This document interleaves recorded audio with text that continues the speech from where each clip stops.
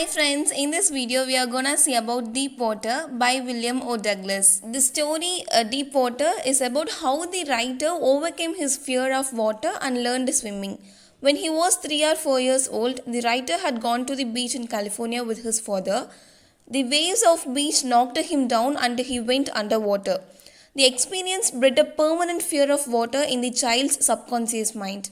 The story tells how, with determination and willpower, he overcame this fear. The writer had decided to learn swimming at the YMCA in Yakima when he was 10 or 11 years old. In the beginning, the author reveals his first fearful experience in the water when he was barely 3 or 4 years old when his father took him to the beach in California. He hung on to his father, but still the powerful waves knocked him down and swept over him. Terror of the empowering force of waves was inflicted in his heart. When he enrolled himself for swimming lessons, this fear returned to him. However, he gathered confidence and went to the pool with his water wings. In the beginning, everything was going well till a big boy of about 18 picked him up and threw him into the deep end of the pool. He was terrified, but he had a plan. He decided that when his feet hit the bottom, he would make a big jump, come to the surface, lie flat on it, and paddle to the edge of the pool. But his plan didn't work out exactly as he had hoped. It seemed a long way down, and before he could hit the bottom, his lungs were ready to burst. When his feet hit the bottom, he attempted to summon all his strength and jump. He had hoped to come out of the water swiftly, but to his surprise, he was rather coming up really slowly. When he opened his eyes, all he saw was dirty yellow water. He tried to scream for help, but no sound came out as his eyes and nose came out of the water, but not his mouth. He sank back to the bottom of the pool. His lungs and head ached, but he was unwilling to give up. He remembered his strategy, but when he went down, he opened his eyes and saw nothing but water with a yellow. Once again, he jumped when he hit the bottom, but it wasn't useful. He was still surrounded by water. He trembled with fear as his hands and legs refused to move. Then he saw light, his eyes were out, and his nose was almost out as well. But then he started going down for the third time. This time he stopped giving any effort. There was no more panic. Everything was quiet and peaceful, and then he passed into oblivion.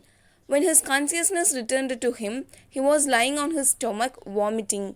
He heard that he nearly died. This unfortunate incident had a very negative impact on his mind and health.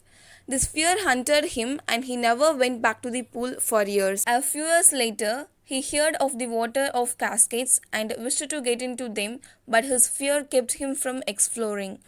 He was deprived of the joy of fishing, canoeing, boating, or swimming as a result of this terror. Finally, one October, he decided to learn swimming from an instructor. Gradually, he learned to exhale underwater and then raise his nose and inhale. Eventually, the fear of putting his head under water left him, and then the instructor taught him to kick with his legs. Finally, in April, the instructor was convinced that he could swim the length of the pool. He had created a swimmer. Despite the approval of his instructor, the author was dubious whether he would still be traumatized when he was alone in the pool. The fear did come back when he tried swimming alone, but it by swimming longer. He was still not fully satisfied and decided to go to the Wentworth in New Hampshire. He dived off a dock and Triggs Island and swam 2 miles across the lake. At his first opportunity, he went up the Titan to Comrade Meadows, up the Contact Creek Trail to Maiden Glacier, and camped in the high meadow by the side of Worm Lake. The next morning, he swam across to the other shore and back. For the first time, he was sure that he had conquered his fear. This experience gave Douglas great perspectives. He felt that only those who had known terror and conquered it can understand how he felt. He realized that there is peace in death and that the terror is only in the fear of death.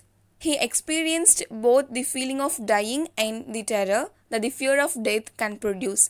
Now that he had conquered his fear, he felt absolutely free and released. Through this deep water, the narrator wants to convey that nothing stands before a determined person. A person with strong willpower can overcome all the obstacles in the path of his success. This is what Douglas proves in this story. He was determined to overcome his fear of water.